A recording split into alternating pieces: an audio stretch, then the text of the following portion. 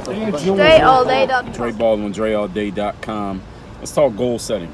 And when I talk about goals with people, I tell people don't just set goals for your life or for the year. When New Year comes around, people set their New Year's resolutions.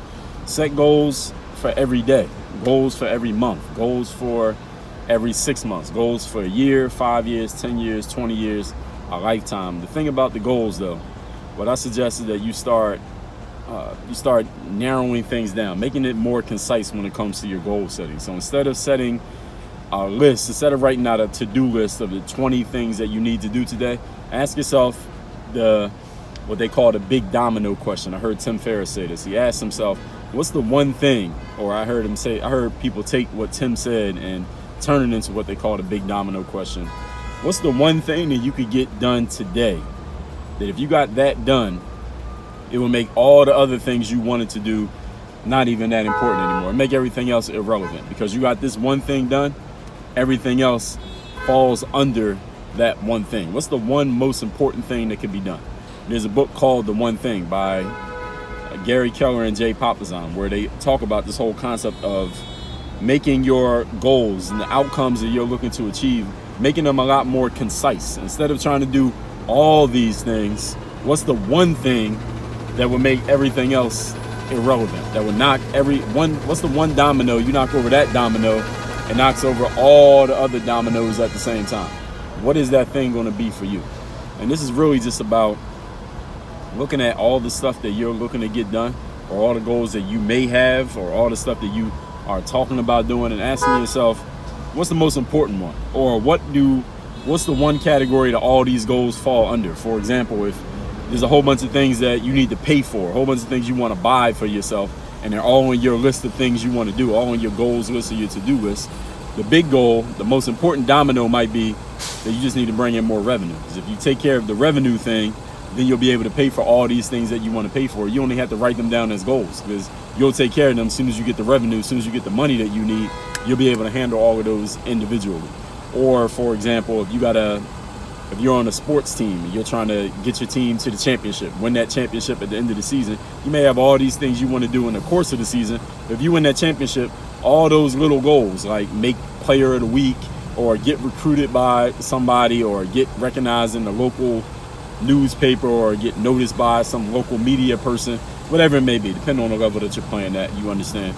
If you win the championship, all those other goals will take care of themselves. Now, it doesn't mean you don't have to do any little things in between now and then, but when you take care of the big thing, the main thing, all the other smaller things, a lot of the other smaller things, let's say, maybe not all of them, but a lot of them take care of themselves. So ask yourself, what's the overarching goal that controls all the other smaller things that you may be trying to get done? And the reason why I suggested you do this is simply because the human brain has a limitation. The limitation is you can only focus on one thing at a time. So when you have 10 different goals at the same time, you can't focus on all 10 at once. You may be able to write them down and you can read it off of a piece of paper, but you can't focus on 10 things at once. You can only focus on one thing. So instead of looking at your list of 10 and saying, all right, damn, I got to choose only one, I can't focus on the other 9, how about you just decide what's the one most important thing that will make all these other things take care of themselves, that will take care of all these other things if I just take care of this one? What is that one for you? For example, it's a story that I tell often.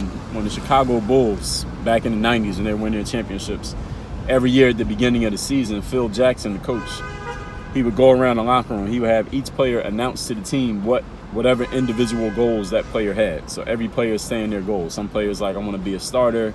Another player, I want to play a certain number of minutes per game. Another player said, I want to make the All-Star game. Another player, I want to make 100 3-pointers, whatever. And it would come around to Michael Jordan. And everybody knows who Michael Jordan is.